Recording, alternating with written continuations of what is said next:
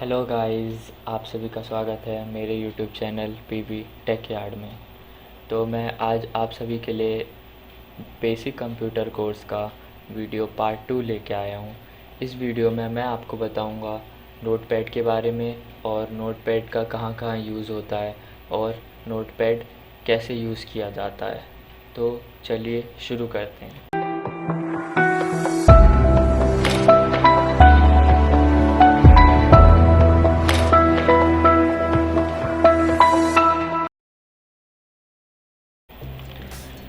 तो नोटपैड जानने से पहले हम जानना होगा कि नोटपैड होता क्या है।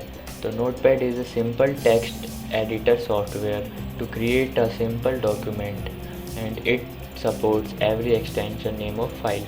कि नोटपैड हमारा सिंपल टेक्स्ट एडिटर सॉफ्टवेयर होता है जो कि सिंपल डॉक्यूमेंट बनाने के लिए यूज़ किया जाता है। और तो और इसका मेन फीचर ये है कि ये सारे एक्सटेंशन से खुल सकता है। जैसे कि हम इसको HTML में सेव कर सकते हैं, मीन्स इसका एक्सटेंशन हम HTML कर सकते हैं और डॉक कर सकते हैं, और भी जितने भी एक्सटेंशन हैं सब में खुल जाता है ये नोटपैड।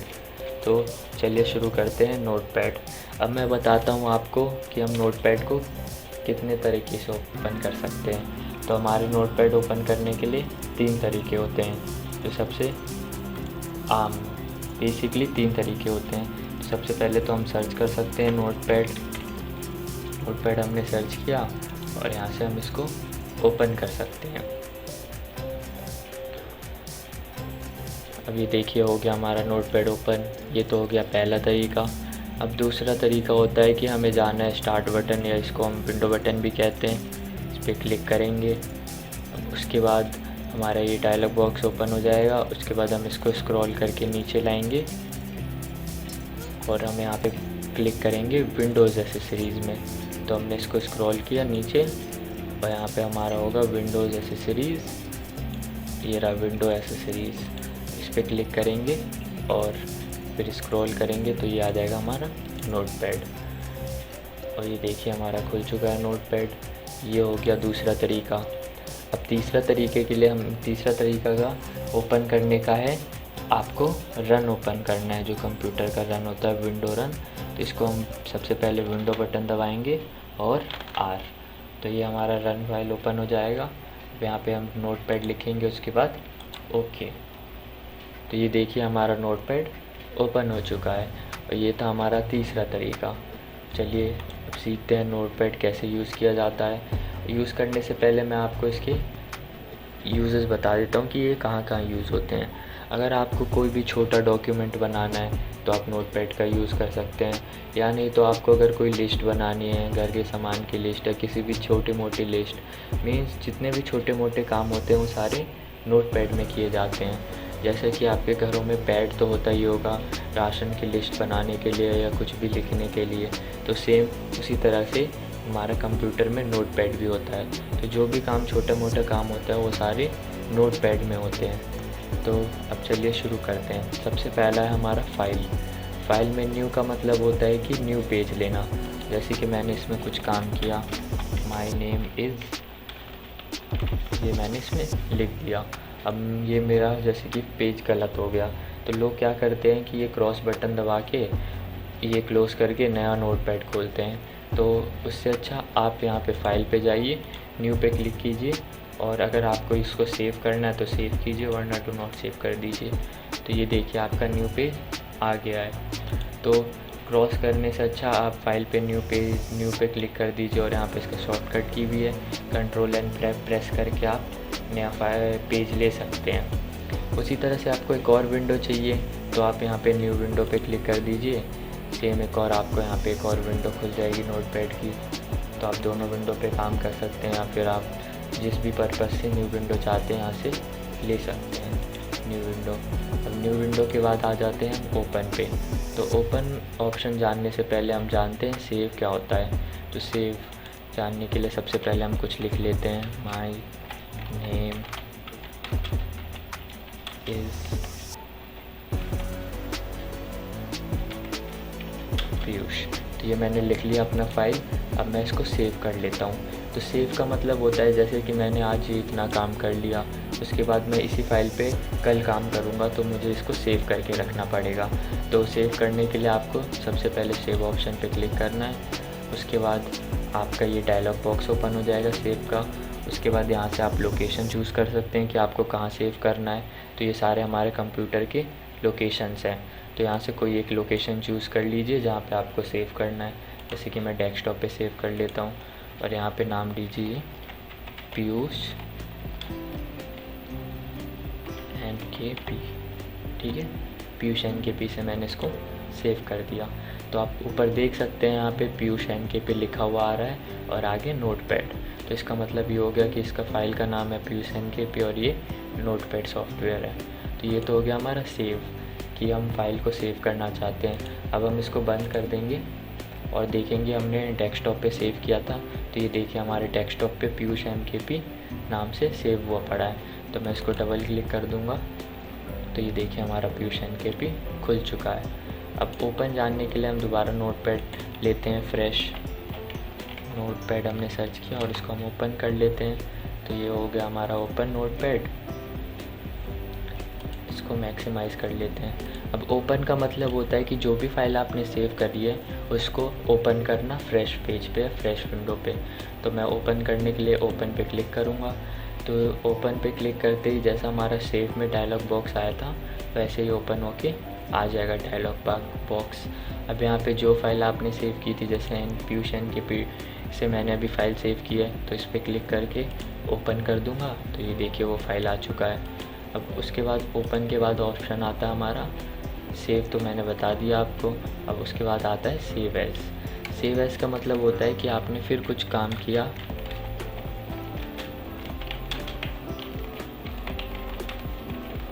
तो मैंने ये लिखा। अब इसको मैं दूसरे नाम से सेव करना चाहता हूँ।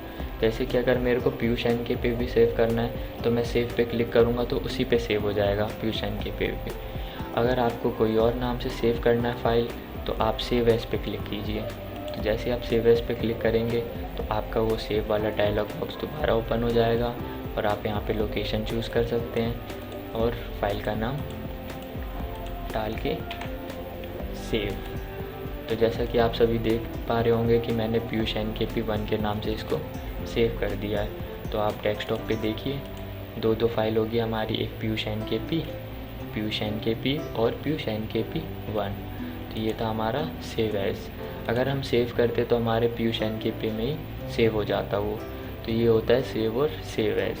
अब पेज सेटअप में हमारा जो भी पेज की सेटिंग करनी है, जैसे कि पेज का साइज़ क्या होना चाहिए, मार्जिन कितना होना चाहिए, ओरिएंटेशन क्या होना चाहिए पेज का, तो सारा हम ओरिएंटेशन या पेज सेटअप पे करते हैं।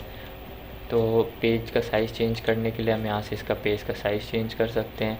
ये पेज सेटअप में जाके साइज़ जो भी साइज़ लेना है आपको पेज का यहाँ से ले सकते हैं। अब पेज के साइज़ के बाद आ जाता है बात ओरिएंटेशन का। ओरिएंटेशन पे अगर आपको पोर्ट्रेट चाहिए, पोर्ट्रेट का मतलब होता है बिल्कुल से सीधा स्ट्रेट। लैंडस्केप का मतलब होता है कि लेटा हुआ।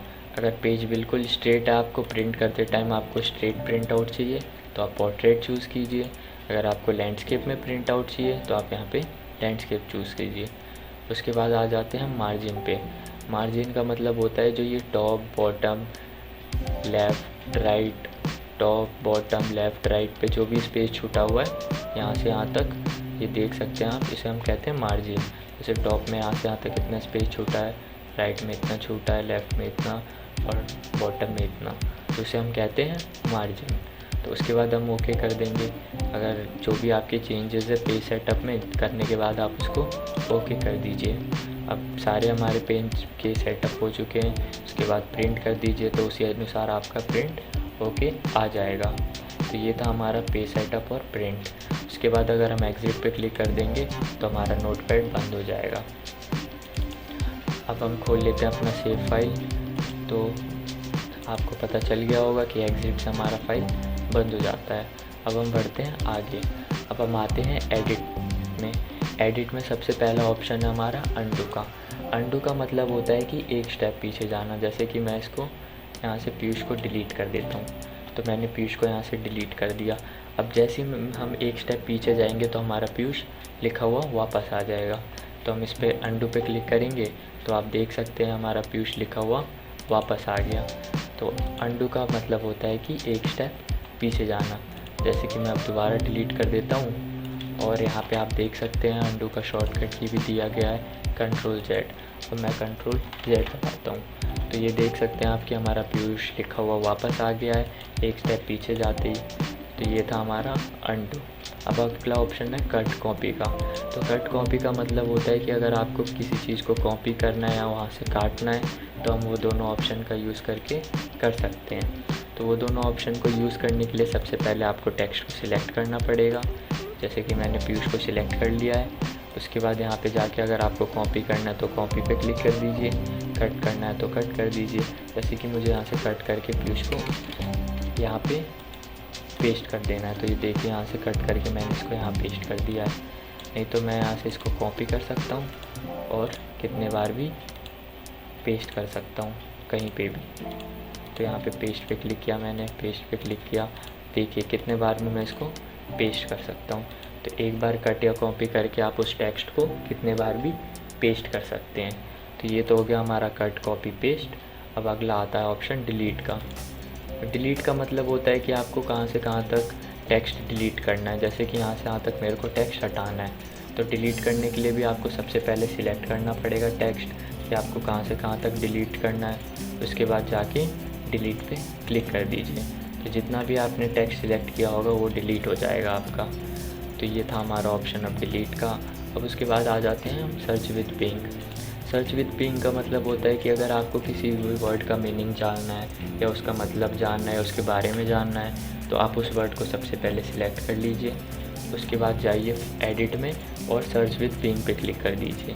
तो जो भी आपके कंप्यूटर में वेब ब्राउज़र होगा उस पे जाके वो ऑटोमेटिकली सर्च हो जाएगा। और अगर आपका नेट कनेक्ट होगा तो वो आपको सर्च करके बता देगा कि उस वर्ड का मीनिंग क्या है या उस सेंटेंस का मीनिंग क्या है जो आपने सिलेक्ट किया है। तो ये होता है हमारा सर्च विद बिंग का काम। अब अगला आ जाते हैं हम फाइंड के लिए। तो फाइंड में हम सबसे पहले अपने टेक्स्ट को बढ़ा लेते हैं, मीन्स तो ये सारा हमने टेक्स्ट लिख दिया। अब जाते हैं एडिट पे और फाइंड। फाइंड का मतलब होता है ढूंढना। तो अगर आपको यहाँ से कोई भी वर्ड ढूंढना है या फिर कोई भी सेंटेंस या कोई भी लेटर ढूंढना है तो आप फाइंड की मदद से ढूंढ सकते हैं। तो फाइंड में जो आपको वर्ड ढूंढना है या लोग जो भी कुछ ढूंढना है वो यहाँ पे लिख दीजिए। जैसे कि मुझे पीयूष ढूंढना है, पीयूष ढूंढना है। अब उसके बाद आ जाती है बात डायरेक्शन पे। डायरेक्शन का मतलब होता है कि आपका कर्सर कहाँ है। पहले तो आप अपना कर्सर देख लीजिए, उसके बाद वहाँ कर्सर से देखिए आपका टेक्स्ट कहाँ है। तो टेक्स्ट अगर नीचे है तो यहाँ पे डाउन चूज़ करिए। अगर टेक्स्ट आपका जैसे कर्सर यहाँ पे, अब टेक्स्ट कहाँ चला गया, ऊपर, कर्सर के ऊपर है सारा टेक्स्ट, तो हम यहाँ पे चूज़ करेंगे अप। अगर हमारा कर्सर यहाँ रहता तो यहाँ पे हमारे सारे टेक्स्ट कहाँ हैं, डाउन, तो हम यहाँ पे चूज़ करते डाउन। अब अगर आती है बात बीच की, अगर हमारा कर्सर यहाँ बीच में है तो आपको ये ध्यान देना है कि आपका जो टेक्स्ट लिखा हुआ है वो कहाँ पे हो सकता है। अगर डाउनवर्ड होगा तो आप डाउन चूज़ करिएगा, अगर कर्सर के अपवर्ड होगा तो आप यहाँ पे अप चूज़ करिएगा। तो मैं यहाँ पे डाउन चूज़ कर लेता हूँ कि मुझे पीयूष जो भी लिखा हुआ नीचे लिखा हुआ ढूंढ के बताइए। तो मैं अब डाउन चूज़ करके फाइंड नेक्स्ट करूँगा। तो ये देख सकते हैं आप कर्सर के जस्ट नीचे वाला इसने हाईलाइट करके दिखा दिया मुझे पीयूष। फिर फाइंड नेक्स्ट करूँगा तो अगला पीयूष ढूंढ के बता देगा, लेकिन जहाँ कर्सर था उसके नीचे ही। फिर अगला पीयूष ढूंढूंगा, अगला पीयूष बता देगा। तो फाइंड नेक्स्ट का मतलब होता है कि अगला वर्ड ढूंढना। तो जहाँ तक कि आपको फाइंड समझ में आ गया होगा यहाँ पे। अब आ जाते हैं हम अगले ऑप्शन एडिट में, फाइंड नेक्स्ट। वही सेम फाइंड नेक्स्ट है जो मैंने अभी आपको बताया कि अगला वर्ड ढूंढना है, जो ढूंढा है आपने उसी का अगला ढूंढना है। फाइंड नेक्स्ट पे क्लिक कर दीजिए। अब प्रीवियस का मतलब होता है वही वर्ड पीछे ढूंढना। तो देखिए प्रीवियस में पीछे ढूंढ के दिखा रहा है, ये देखिए पीछे जा रहा है, और नेक्स्ट में आगे जा रहा है। ये देखिए नेक्स्ट में आगे जा रहा है, प्रीवियस में पीछे आ रहा है। ये तो हो गया हमारा फाइंड नेक्स्ट और फाइंड प्रीवियस। अब अगला ऑप्शन आ जाते हैं रिप्लेस में। रिप्लेस का मतलब होता है जो आपने वर्ड फाइंड किया है उसको किसी और वर्ड के साथ बदलना।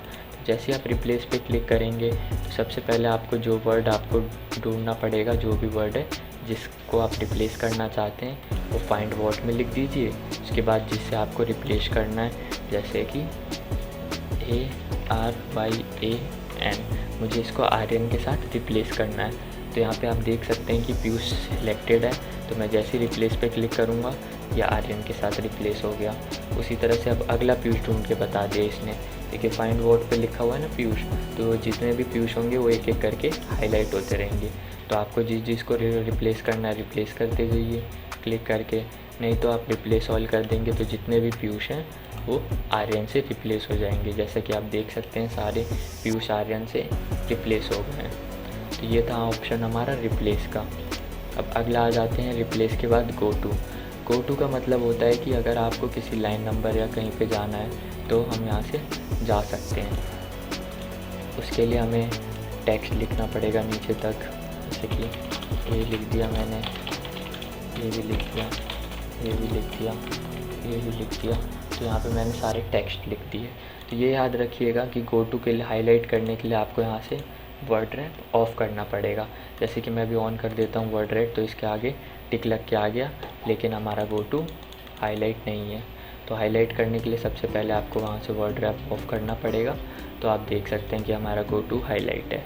तो गो टू का मतलब होता है कि आपको किसी भी लाइन नंबर पे जाना है तो आप गो टू की मदद से जा सकते हैं। जैसे कि आपको लाइन नंबर 3 पे जाना है, गो टू पे क्लिक कर दीजिए, 1 2 3 पे आ गया आप लाइन नंबर। उसी तरह से अगर आपको लाइन नंबर 4 पे जाना है, आप यहाँ 4 लिख दीजिए और एंटर दबा दीजिए, तो 1 2 3 4 पे आ गए आप। तो ये काम होता है हमारा गो टू का। अब गो टू के बाद आ जाते हैं सिलेक्ट ऑल। तो सिलेक्ट ऑल का मतलब होता है जितने भी टेक्स्ट आपने लिखे होंगे अपने डॉक्यूमेंट में वो सारे एक ही बार में सिलेक्ट हो जाते हैं। जैसे कि मैं सिलेक्ट ऑल पे क्लिक करता हूँ तो आप देख सकते हैं कि जितना भी टेक्स्ट लिखा है हमारा सारा एक ही बार में सिलेक्ट हो गया है।